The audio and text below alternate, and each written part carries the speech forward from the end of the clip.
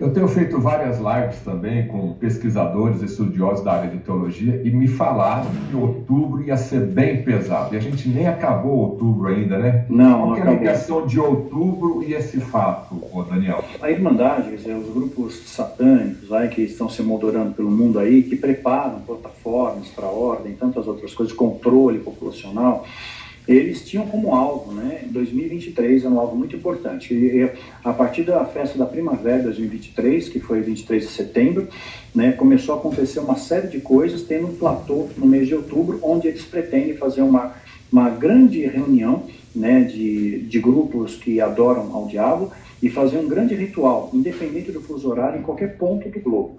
E uma vez feito isso, eles acreditam que vai abrir comportas no mundo espiritual, vai romper membranas, né, de camadas espirituais, onde essas entidades poderiam transitar melhor na nossa dimensão, facilitando assim a implementação do governo do anticristo. Então eles já tinham isso como pauta, né? Então 31 de outubro. E paralelamente, né, eu queria aproveitar até o ensejo para convocar a galera para orar, né, para fazer um levante de oração contrário, 31 de outubro, né, por arrependimento, por perdão, por resgatar valores de Deus, que hoje tem muito cristão sem Cristo, né? Tem muitas pessoas que falam de Deus, que Deus é amor, mas não vivem o amor, expressam o antagônico do amor, o oposto do amor. Então é o crente Nutella, né? A gente tem que voltar ao crente raiz. Então, dia 31 de outubro vai piorar mais ainda. Já piorou quando veio o eclipse, né? Tivemos o eclipse Anel de Fogo.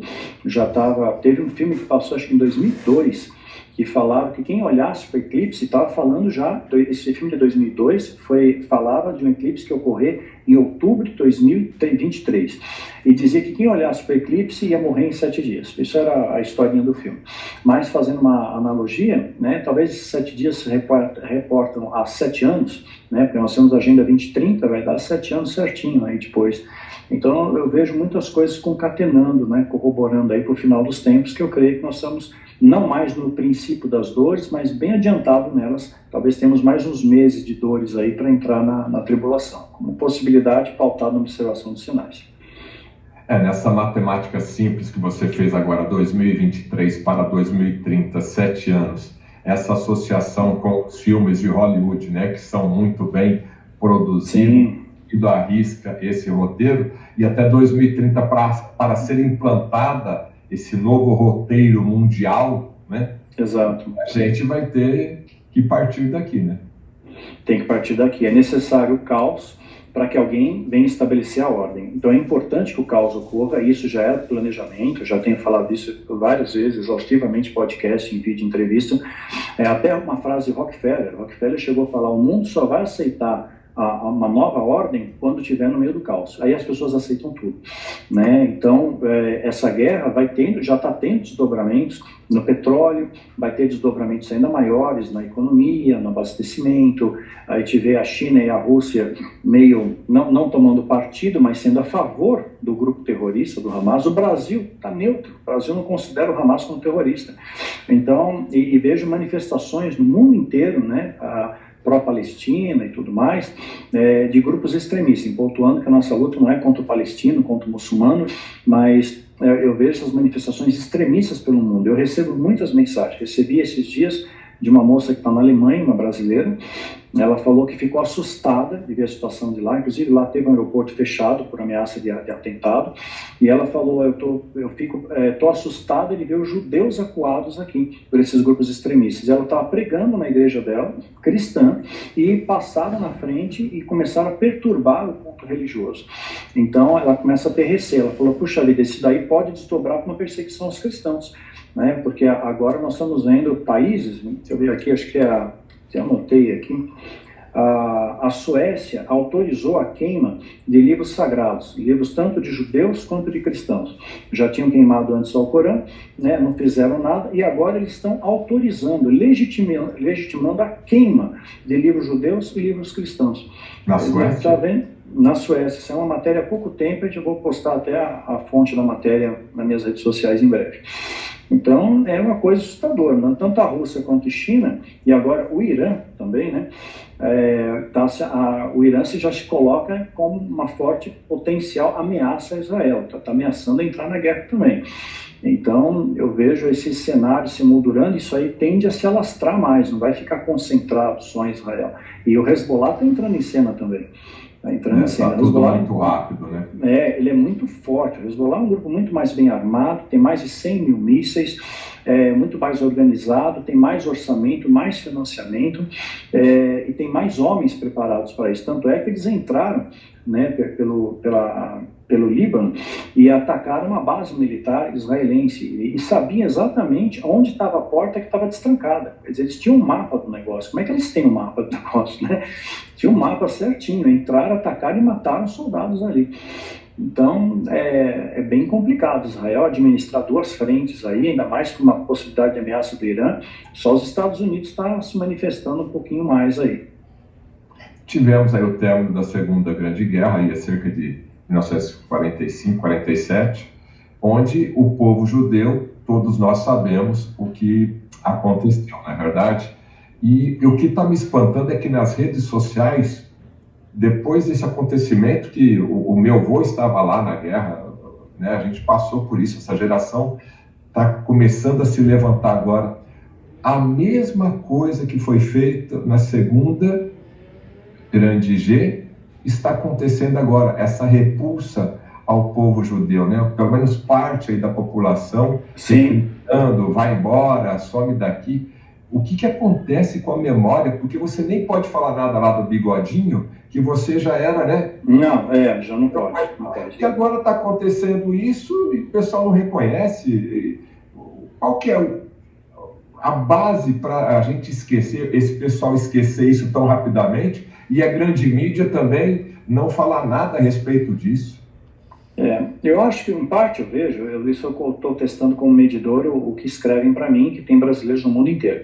O que eles reportam para mim é o seguinte, que eles têm receio de se manifestar a favor de Israel publicamente, fazendo uma manifestação pública, por exemplo, com receio de ser rechaçado por grupos extremistas. Então, existe todo um medo, né? Porque agora, imagina se isso desdobra para uma perseguição aos cristãos. Quer dizer, e vai acontecer, né? Já está começando aí a fomentar todo esse ódio religioso entre as nações, tudo, e se reverberar para nós, como é que vai ser? Aí a gente vai saber realmente quem está com Deus e quem não está. Mas as pessoas não se manifestam por medo. Quando muito fala em rede social, assim, protegido atrás de um teclado, vamos orar por Israel e morreu o assunto. Mas ninguém quer se envolver de fato, né? Porque tem receio de uma retaliação. É um momento bem difícil aqui. Tem algum paralelo que a gente poderia fazer pelos seus estudos, pela sua pesquisa, com na época de Noé, quando Noé chamou e a sociedade estava totalmente podre naquele momento? Estava podre, sim, podre, e veio podre, né? E fétida, né? E com o momento de hoje, que a gente não pode nem mais olhar do lado, né? A gente não pode mais nada. Cada dia que passa está mais difícil a liberdade. Sim, cada vez mais estão censurando a gente, estão colocando leis da mordaça, também que eles estão preparando aí uma nova abelhada, né? Então, em breve teremos abelhada no meio da história também. No final do ano, começo do ano que vem, provavelmente uma inferência pessoal minha. Agora, eu vejo esse cenário se moldurando, porque é uma profecia bíblica, né? Quando Noé foi avisado por Deus que ele ia destruir o mundo, que o mundo estava com grande perversidade, com grande maldade, o termo em hebraico é Hamas. Né? Maldade, perversidade, crueldade, o termo é Hamas.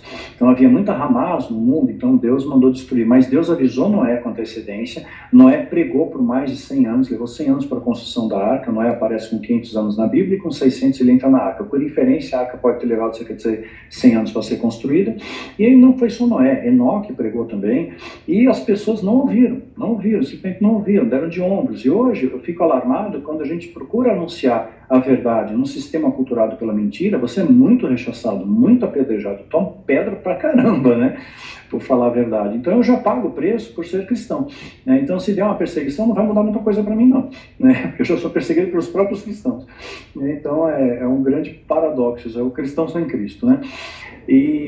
Então, Noé foi avisado e ele avisou. Então, é o nosso dever avisar, alertar o povo que está acontecendo, construam suas arcas, né? Voltem para os valores, né, eternos, né?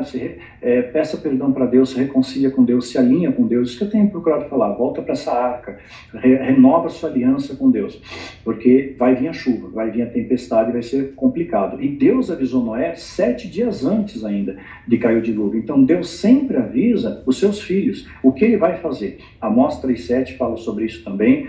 Antes de Deus fazer alguma coisa, ele revela aos seus profetas. Paulo fala isso em Tessalonicenses também, dizendo que nós não seremos pegos de surpresa. Quem está na luz não vai ser pego de surpresa. Então, não seja como os demais, que dormem, que vivem na escuridão, né? Desperta tu que dorme. Então, você está na... Está me ouvindo, Daniel? Mas Paulo deixa muito claro, quem vai ser pego de surpresa é quem está na escuridão, quem está nas trevas, quem está dormindo. Por isso que ele fala, desperta tu que dormes. Então eu tenho absoluta certeza que, uma vez você sabendo compreender os sinais, e Jesus deixou muito claro, a Bíblia retrata, pontua muito bem. O dia só quem sabe é Deus, ok, só Deus sabe, mas ele deixou sinais para nós, e a Bíblia fala que ele revela antes aos seus filhos o que ele vai fazer, e é o momento que nós estamos vivendo, e eu tenho alertado, tenho procurado a direção, estratégia para essa galera, e muita gente ainda está dormindo, e vão ficar aqui para o pior das dores, né? Então eu creio que 2024 pode começar coisas um pouquinho piores.